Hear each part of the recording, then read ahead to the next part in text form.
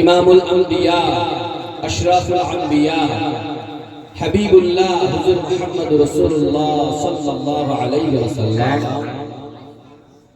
জানার উদ্দেশ্য করে আল্লাহ পাক আমাকে আপনাকে দুনিয়ার বুকে পাঠিয়েছেন। জানার উদ্দেশ্য করে আল্লাহ পাক এই গোটা পৃথিবীটাকে সুন্দর করে বানিয়েছেন আমাদের জন্য। সেই নবীর প্রতি আমরা সকলে একবার অন্তরের অন্তরস্থল থেকে দরুদ নাযিল করি, সকলে বলি সাল্লাল্লাহু আলাইহি ওয়াসাল্লাম।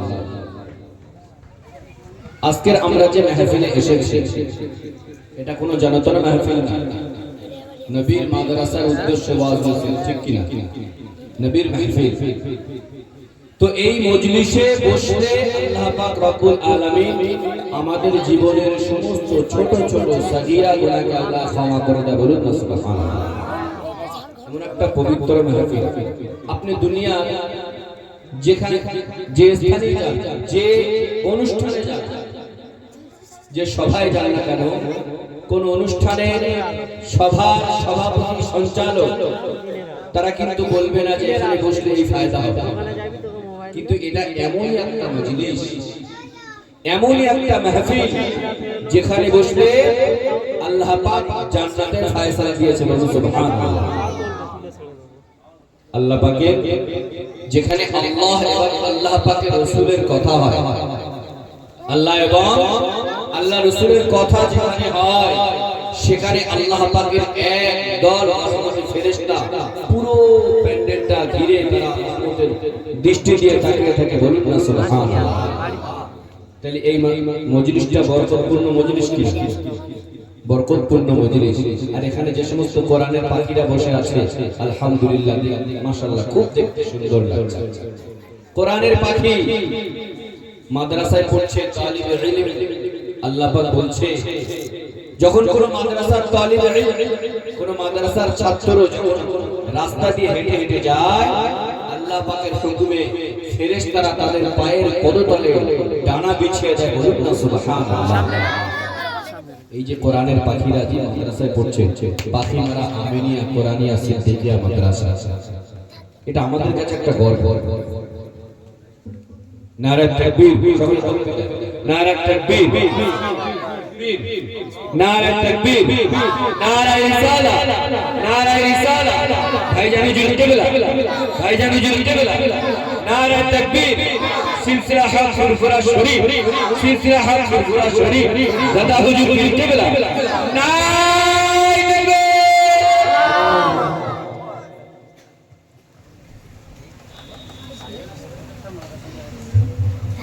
আলহামদুলিল্লাহ।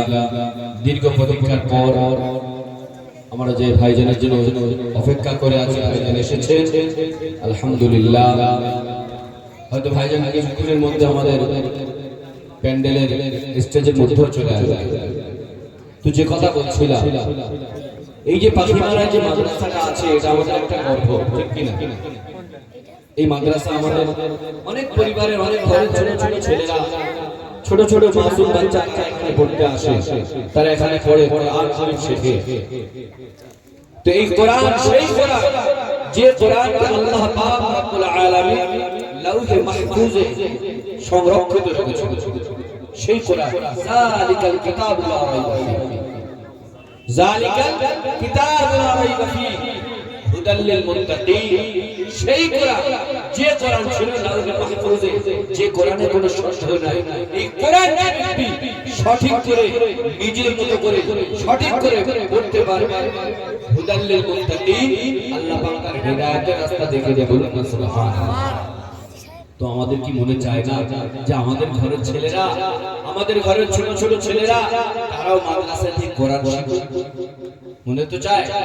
যদি আপনি মাদ্রাসায় দিতে না পারে, ছোট আছে মাদ্রাসায় দেব, বড় হলে 10 বছর বড় বছর হয়ে যাবে মাদ্রাসায় দেব, অন্তত কমপক্ষে ছোট থেকে আপনি মক্তবে পাঠানোর চেষ্টা করেন।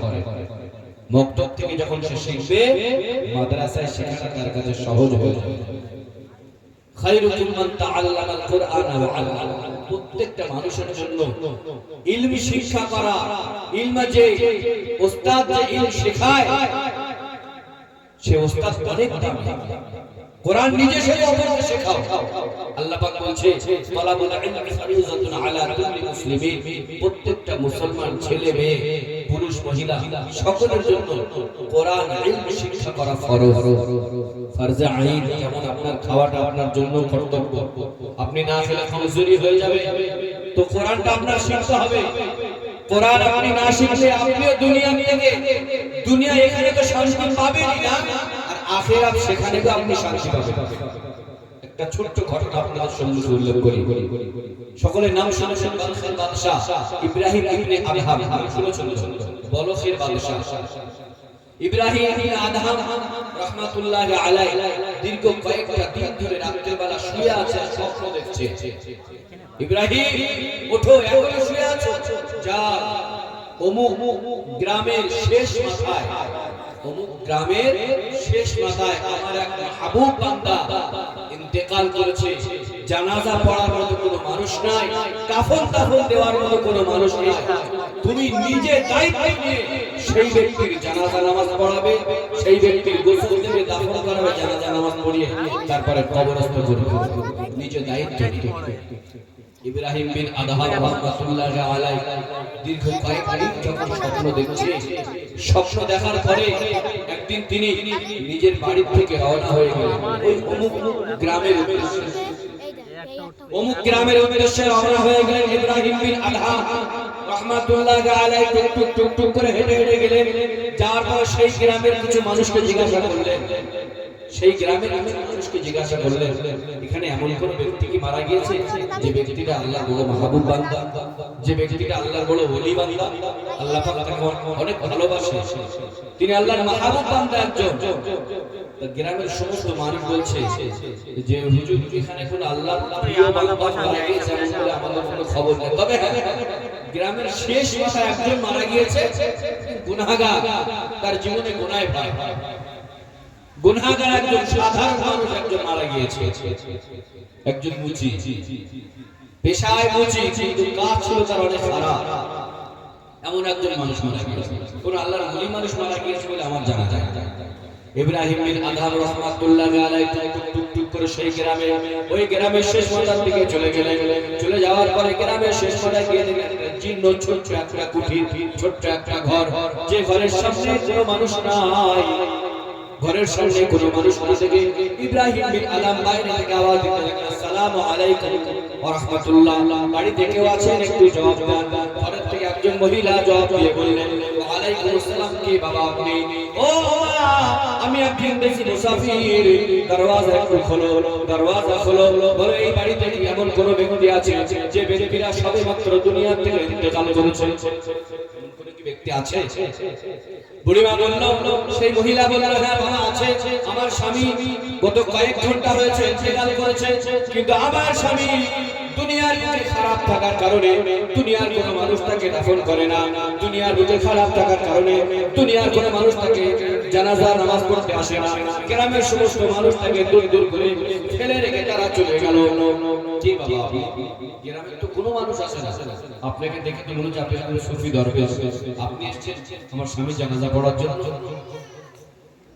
ইব্রাহিম বিন আদহাম তো অবাক হয়ে গেল, সত্যি তো যে মানুষটা গ্রামের কোনো মানুষ পছন্দ করে না, আর সেই মানুষটা আল্লাহ পাক স্বপ্নে আমাকে দেখিয়েছে যে আমার একজন প্রিয় মাহবুব বান্দা মরে পড়ে আছে, যাও তার দাফন কাফন সমস্ত কার্য তুমি নিজে হাতে করবে। ইব্রাহিম বিন আদহাম বড় চিন্তা করে গেলেন। ইব্রাহিম বিন আদহাম ওই মহিলাকে জিজ্ঞাসা করছে, মা কিছু কথা আমি তোমার কাছে জানতে চাই। জি জি বলেন। বলছে, মা আপনার যে স্বামী ইন্তেকাল করেছে, আপনার স্বামী কি করে? বলছে, আমার স্বামী পেশায় একজন মুচি, পেশায় একজন মুচি, জুতো সেলাই করে আমাদের সংসার চালায়। তো তোমার স্বামীর আর কি কি গুণ আছে? বলছে, হুজুর আমার স্বামীর এমন কোন গুণ তো নাই যে তিনি নামাজ পড়তে বেশি না, রোজা করতে বেশি না, দান সদকা করতে বেশি না। আমার স্বামী দুনিয়ার বুকে এমন কোন ইবাদত নাই যে আমার স্বামী সেই ইবাদতটা ভালোভাবে করেছে। তবে হ্যাঁ, আমার স্বামীর একটা ভালো ইবাদত আছে, আমার বাড়িতে একটা মাত্র কোরআন শরীফ আছে, আর সেই কোরআনটা আমার বাড়ির শেষ হয়ে তোলা থাকে। আমার স্বামী প্রত্যেকদিন কাজ থেকে ফিরে আসার পরে রাতের অন্ধকারে আমার স্বামী কোরআন পড়তে পারে না। আমার স্বামী ভালো করে ওযু বানায়, ওযু বানানোর পরে কোরআনটা হাতে নেয়, কোরআনটা হাতে নিয়ে আমার স্বামী শাহাদাত আমলটা নিয়ে কোরআনের একটা একটা লাইনটাকে এরকম বোলাতে থাকে, আর চোখ দিয়ে ঝরঝর করে পানি কোরআনে পড়তে থাকে। এমন করে আমার স্বামী পুরো কোরআনটা আঙুল দিয়ে বোলাতে থাকে, কিন্তু আমার স্বামী পড়তে পারে না। স্বামী কোন ভালো কাজ আমার নজরে পড়িনি, এত বছর বিয়ে হয়েছে। তবে হ্যাঁ, একটা কাজ আমি দেখেছি, আমার স্বামী কোরআন পড়তে পারত না, কিন্তু কোরআনটা বড় ভালোবাসত, কোরআনটাকে বুকে জড়ে কাঁদতো, মহব্বত করত। আল্লাহ, আমি তো কোরআন জানি না, কিন্তু এই কোরআন আল্লাহ তুমি সৃষ্টি করেছো মানুষের হেদায়েতের জন্য। ঠিক কি না? হুদাল লিল মুত্তাকিন, এই কোরআন তো মানুষের হেদায়েতের রাস্তা দেখায়। কারণ এই কোরআনে কোনো সন্দেহ নেই, কোরআনে কোনো সন্দেহ নেই। ইব্রাহিম বিন আদহাম আর বুঝতে বাকি রইল না, কোরআনকে ভালোবাসার কারণে, কোরআনকে শ্রদ্ধা করার কারণে আল্লাহ পাক রব্বুল আলামিন এত সম্মান দান করেছে। বলুন না সুবহানাল্লাহ। ইব্রাহিম বিন আদহাম সেই কোরআনটা খুললেন, কোরআন খুলে দেখার পরে নিজের সেই যে আঙুল দিয়ে বোলাতে যেখান থেকে আঙুল দিয়ে সেখানে সাদা রেখা দাগ পড়ে গেছে, আর চোখের পানি ফোঁটা ফোঁটা সেই কোরআন শরীফে দাগ আছে। বলুন না সুবহানাল্লাহ। ইব্রাহিম বিন আদহাম রাহমাতুল্লাহি আলাইহি সেই ব্যক্তিকে ঘর থেকে বার করে গোসল দেওয়ার ব্যবস্থা করলেন। যখন গোসল দিতে লাগলেন, আল্লাহ পাক রব্বুল আলামিন ওই গ্রামের সমস্ত বড় বড় যে সমস্ত মানুষ ছিল, সমস্ত বড় বড় যে জ্ঞানী গুণী ছিল, ওই গ্রামের সমস্ত মানুষের কানে আল্লাহ পাক রব্বুল আলামিন খবরটা পৌঁছে দিলেন, যাও আজকে ওই মুজির ওই ব্যক্তির জানাজা যে পড়বে, আল্লাহ পাক রব্বুল আলামিন তাকে জান্নাত দান করবেন। সুবহানাল্লাহ। ওই ব্যক্তি জানাজা পড়বে, আল্লাহ পাক তাকে জান্নাত দান করবে। বলার সাথে সাথে গ্রামের সমস্ত মানুষ যারা ঘিরে না করেছিল, যারা দেখিনি, তারা বুজুর্গ মানুষ, তারা গ্রামের সমস্ত মানুষ এসে ওই ব্যক্তি জানাজার নামাজ আদায় করলো। কিন্তু ওই ব্যক্তিকে সবাই অস্বীকার করেছিল। ইব্রাহিম বিন আদহাম জানাজার ইমামতি করলে সমস্ত মানুষ নামাজে দাঁড়িয়ে গেলেন, সমস্ত মানুষ তারা ওই ব্যক্তির জানাজা পড়লেন। কেন? কোরআনকে ভালোবাসার জন্য। আমরা যারা কোরআন জানি না, অনেক এমন ব্যক্তি আছে কোরআন জানি না, তো আমাদের কি মনে চায় না যে আমি কোরআন জানি না, কিন্তু আমার সন্তানকে একজন কোরআনের হাফেজ বানাবো। আমি যেন কিয়ামতের ময়দানে বলতে পারি, আল্লাহ আমি কোরআন জানি না, কিন্তু আমি কোরআনের হাফেজের বাবা হতে পারি। সুবহানাল্লাহ। সেখানে কি যেন বলতে পারি, আমি কোরআন জানি না, আল্লাহ আমি একজন কোরআন ওয়ালা না হতে পেরেছি। বলুন না সুবহানাল্লাহ। আপনি শিখতে পারেন, এটা আপনার কোনো ব্যর্থতা নয়। দুনিয়ার কর্ম আমাদেরকে ভুলিয়ে দিয়েছে, দুনিয়ার কর্ম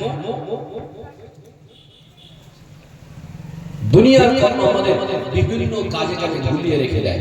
আমি যদি শিখতে না পারি, আমার সন্তান তাকে শেখাবো। আমি যদি শিখতে না পারি, আমার নাতিপুতি তাদেরকে শেখাবো। আমি যদি শিখতে না পারি, আমার তাকবীর, নারে তাকবীর, সম্মানে দাঁড়িয়ে যান, নারে তাকবীর।